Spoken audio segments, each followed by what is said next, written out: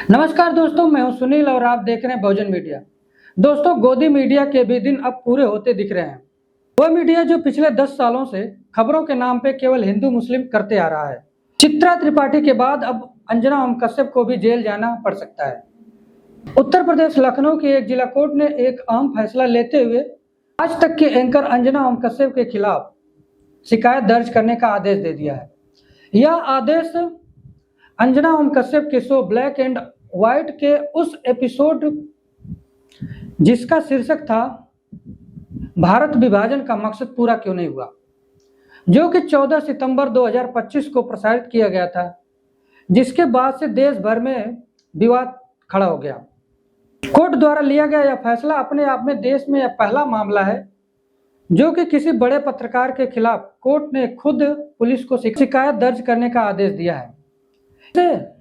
इस बात की ओर भी इशारा जाता है कि कोर्ट को मीडिया की जिम्मेदारी पर भी सक्रिय भूमिका निभाने की जरूरत पड़ रही है। दोस्तों, दरअसल यह मामला तब सामने आया जब रिटायर्ड आईपीएस अधिकारी अमिताभ ठाकुर ने शो के खिलाफ आपत्ति जताते हुए अदालत में एक याचिका दायर किया था। उनका कहना था कि शो न केवल अनावश्यक था बल्कि समुदायों को विभाजित करने के लिए तैयार किया गया था। शो केवल नफरत फैलाने के लिए और दो समुदायों को बांटने के लिए बनाया गया था।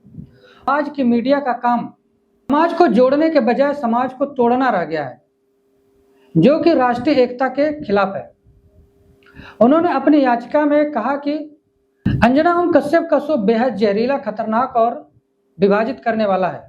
दो समुदायों में विभाजन पैदा करने के लिए ही तैयार किया गया था, जो कि राष्ट्रीय एकता के खिलाफ है। और शो में तथ्यों को इस प्रकार से पेश किया गया है जिससे कि लोगों में उन्माद पैदा हो सके। दरअसल अंजना ओम कश्यप ने अपने शो ब्लैक एंड व्हाइट में यह सवाल उठाया था कि जब देश का विभाजन धर्म के अनुसार हुआ था तो मुसलमान भारत में क्यों रह गए, पाकिस्तान क्यों नहीं चला गए। बताया गया था कि जब देश का बंटवारा हुआ था तो कुल 4 करोड़ मुसलमान थे, जिसमें कि केवल 96 लाख मुसलमान ही पाकिस्तान गए, शेष भारत में रह गए। इसी आंकड़े को आधार बनाकर शो में सवाल उठाया गया था कि देश विभाजन का मकसद अधूरा रह गया, जिसके बाद से ही इस सवाल को लेकर विवाद बढ़ता गया, क्योंकि सवाल न केवल ऐतिहासिक तथ्यों को तोड़ मरोड़ कर पेश किया गया है बल्कि मुसलमानों पर निशाना बनाकर उनके भारत में रहने पर भी सवाल खड़ा किया गया है।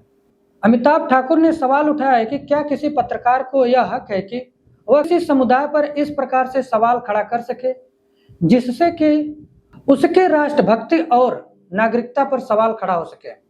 कोर्ट के आदेश से पहले जब लखनऊ पुलिस ने अमिताभ ठाकुर की शिकायत पर एफआईआर करने से मना कर दिया, तब अमिताभ ठाकुर ने लखनऊ मजिस्ट्रेट कोर्ट में याचिका दायर की, जिसके बाद कोर्ट ने अंजना ओम कश्यप के खिलाफ शिकायत दर्ज करने का आदेश दे दिया। अमिताभ ठाकुर ने बीएनएस की धारा 196 और 197 का अपराध बताते हुए, दोस्तों अब यह बात बेहद महत्वपूर्ण है कि अब कोर्ट को सीधे जब पुलिस और प्रशासन इस तरह के मामले को सीधे तौर पे नजरअंदाज कर देते हैं। तो दोस्तों, सवाल यह है कि क्या देश में न्याय की उम्मीद अब केवल कोर्ट से रह गई है? कमेंट बॉक्स में जरूर बताइएगा।